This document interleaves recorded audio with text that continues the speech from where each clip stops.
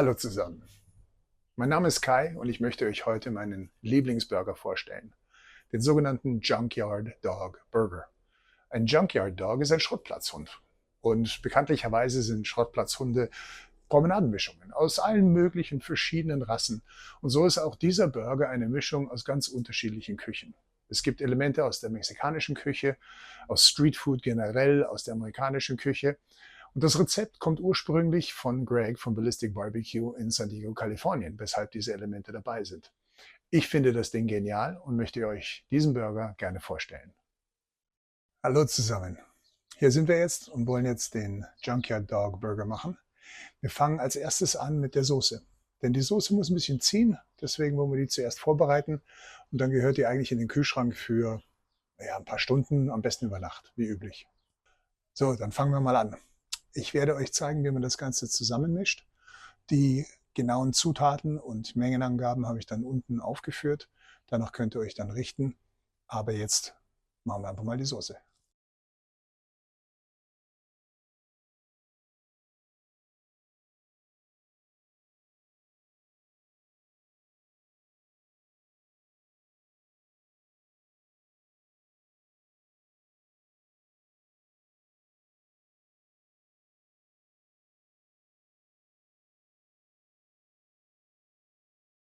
So, als nächstes wollen wir die Zutaten für den Burger zusammenstellen. Ich fange mal an bei Käse. Der Burger hat 2 Scheiben Käse. Einmal eine Scheibe Cheddar und eine Scheibe Chili Jack. Chili Jack ist ein Käse, den es hier in Deutschland eigentlich nicht gibt. Das kommt aus dem Käse Monterey Jack und ist dann eben auch mit Chili versetzt. Ja, hier und da findet man Chili-Käse, die könnt ihr auch gerne hernehmen. Ich habe jetzt im Moment nichts gefunden, deswegen also werde ich einfach eine Scheibe Edamer hernehmen und dann ein paar Chili-Flocken drauf machen. Und das passt dann genauso. Es geht so ein bisschen um die Schärfe, hat auch den Vorteil, dann könnt ihr steuern, wie scharf ihr das Ding haben wollt. Aber denkt daran, also es ist ein Teil mexikanischer Burger, also ein bisschen Schärfe sollte er schon haben, im Gegensatz zu dem, was man hier in Deutschland so gerne isst. Also nicht Hot Chili Sauce und dann ist es eigentlich Marmelade, sondern schon ein bisschen Feuer, ne? Also.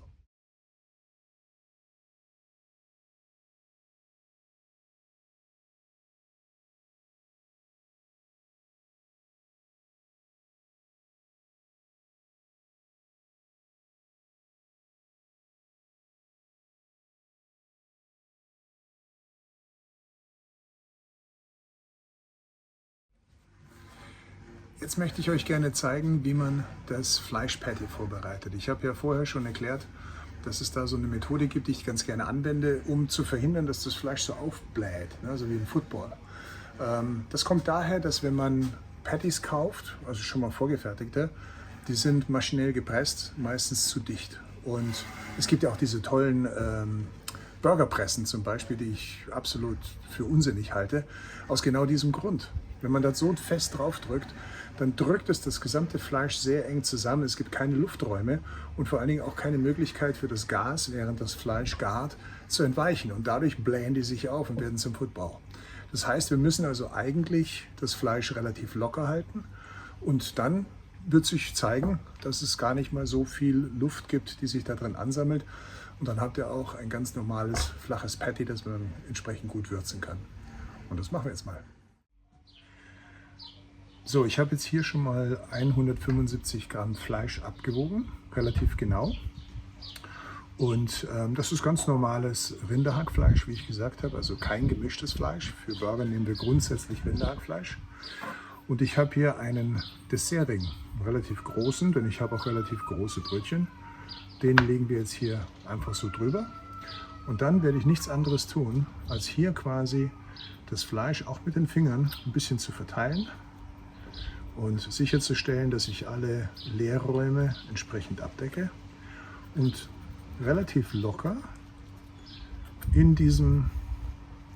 dieser Form unterbringe. Und ihr seht, ich drücke nicht fest drauf, ein bisschen die Ränder reindrücken und das war es eigentlich schon.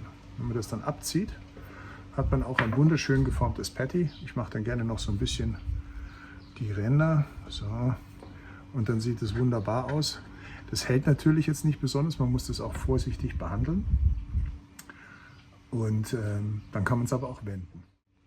Ich zeige euch das mal schnell.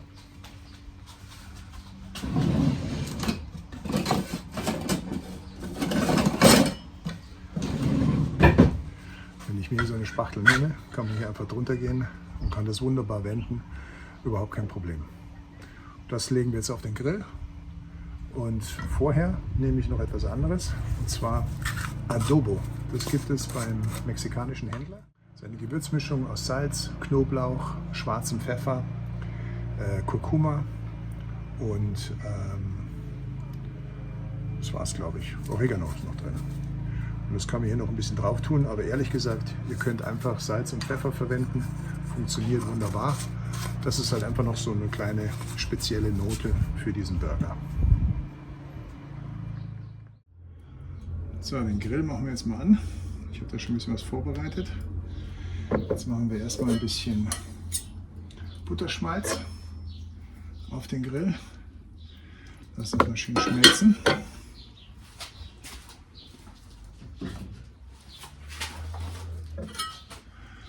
Und verteilen das großzügig hier.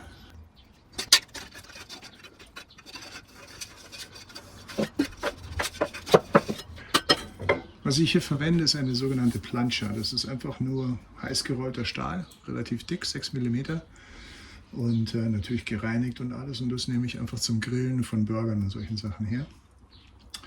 Und da werden wir jetzt erstmal anfangen mit den Zutaten.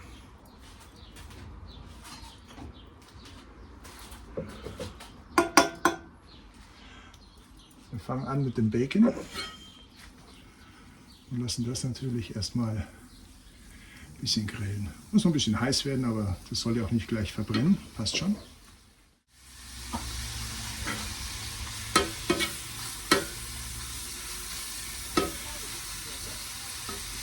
Wenn das Bacon ein bisschen angebraten ist, können wir schon mal die Zwiebeln dazu tun.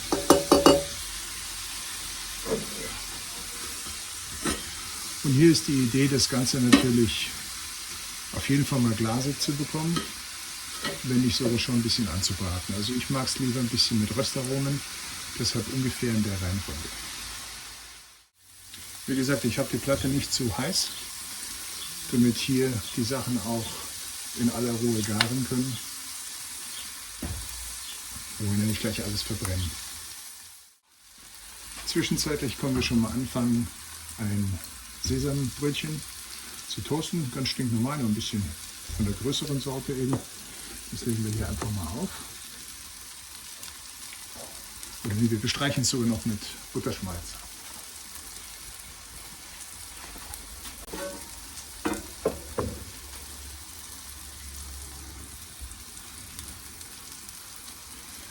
Einfach noch, damit es ein bisschen extra Röstaromen bekommt. Und das Ganze hier noch bestrichen. So, einfach noch ein bisschen.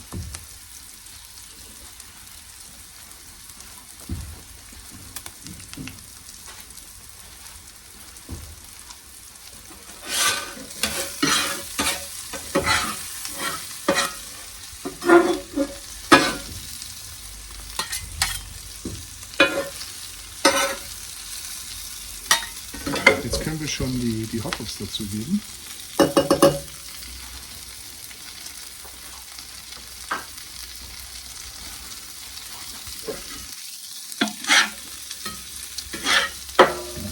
Ein bisschen.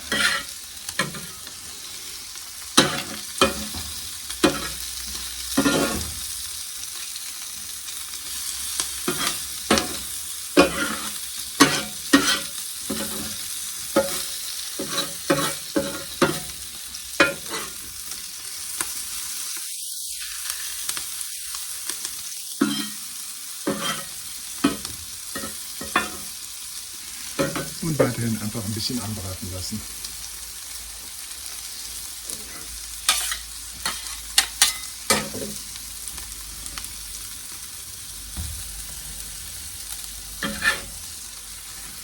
Na, das wird schon langsam, aber noch nicht so ganz.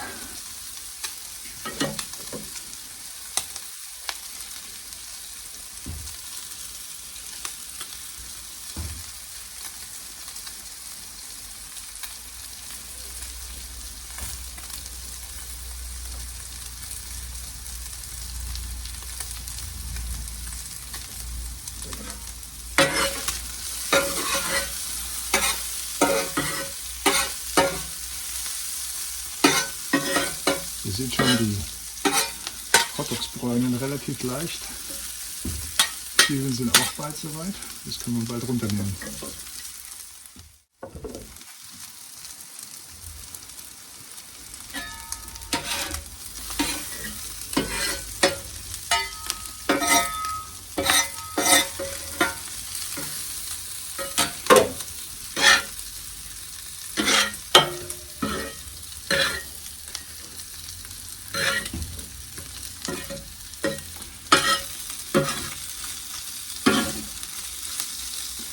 So, ich glaube, das war's schon.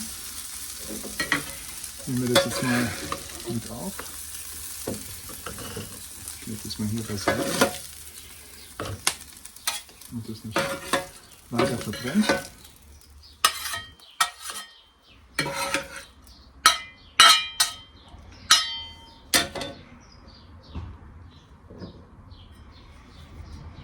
Und dann können wir schon mal das Patty ablegen.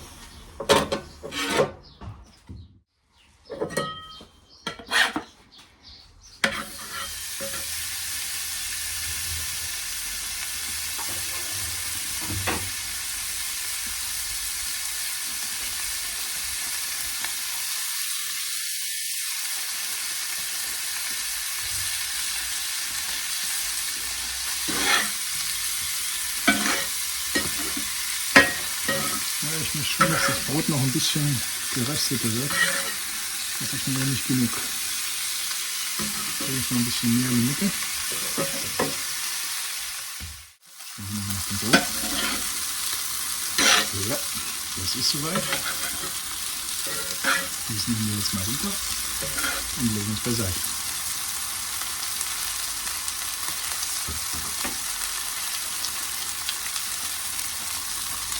Ihr seht, wie das Patty relativ locker ist und wie sich auch nichts am Volumen ändert, also es wird nicht aufgebläht. Aber man muss es natürlich auf einer solchen Platte verwenden, auf einer Planche. Denn auf einem normalen Grillrost würde dieses Patty wahrscheinlich zerfallen.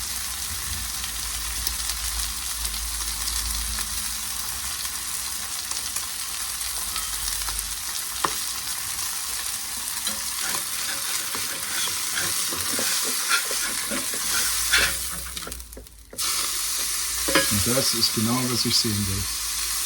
Das ist, wo die Röstaromen herkommen. Genau das wollen wir. Und man sieht hier an der Seite, dass der Burger ungefähr zur Hälfte, wenn man schon ein bisschen die Farbe verloren hat. Dann kann man also sehen, wie weit der ungefähr durchgegart ist.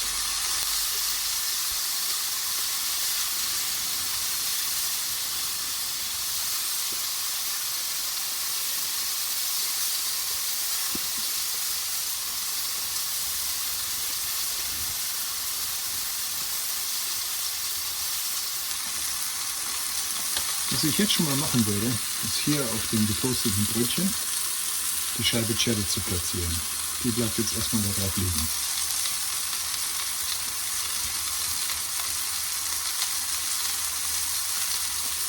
Jetzt kommt der Edamer oder eigentlich Chili Jack, den lege ich hier drauf.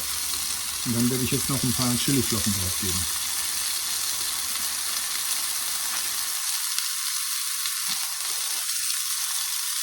Ich mag es scharf, also mache ich mir da schon ein bisschen mehr drauf. Aber das kann jeder nach eigenem Geschmack machen, wenn ihr das so macht. Ansonsten kauft einfach Chili-Käse.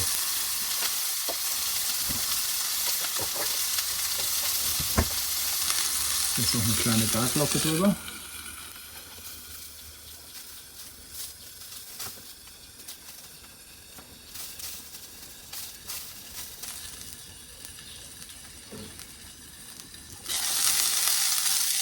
Ja, wird schon. Und jetzt bauen wir den Burger zusammen. Dann nehme ich euch jetzt mal mit. So, wir haben hier das Brötchen mit der Scheibe Cheddar schon mal drauf. Jetzt hole ich ganz kurz das Patty.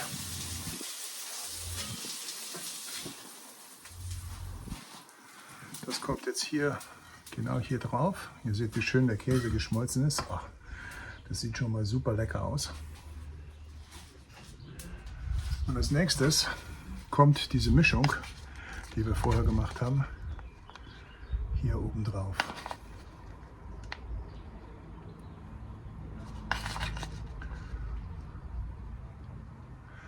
Das könnt ihr ruhig großzügig machen, denn es ist ein großes Geschmackselement in den Burger. So, das reicht erstmal. Und jetzt zu guter Letzt noch die Soße, die wir vorher gemacht haben.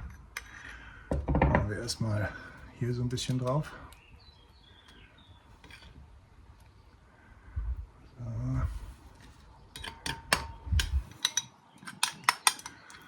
Und jetzt auch hier auf den Burger. Und wenn ihr euch fragt, wo ist das Salatblatt, wo ist die Tomate, wo ist der Käse, das gibt's nicht. Zusammenbauen.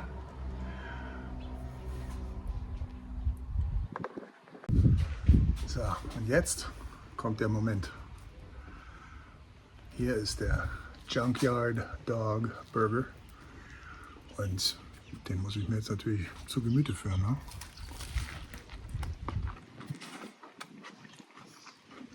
Ne? Absolut lecker. Du hast diese wunderbare Schärfe von den Jalapenos. Chili kommt noch so ganz leicht durch. Eine wunderbare Kombination in der Soße. Und dann noch diese Röstaromen von den Zwiebeln und dem Bacon. Eine wunderbare Kombination. Ich hoffe, ihr habt viel Spaß damit. Lasst es euch schmecken.